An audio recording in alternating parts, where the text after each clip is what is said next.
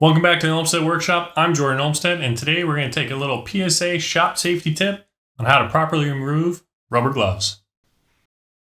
I'm going to begin by using some yellow acrylic paint to simulate some kind of contamination. This could be, a stain, this could be a finish, a paint, it could be, blood, mucus, whatever you want to call it. I'm just really working it in, making sure these gloves are fully contaminated, and then we're going to begin by pinching with one hand near the palm or cuff to invert the glove and slide one hand out.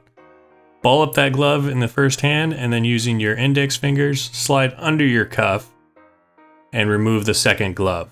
They'll end up nested one inside the other, and your hands should come out clean. As a closing tip, it's always important to swap out your gloves after each task as not to contaminate the next task. So if you're going to be doing stain, paint, public safety of wearing rubber gloves, make sure you take them off after each interaction before moving on to the next one. Thanks for stopping by, and we'll see you next time.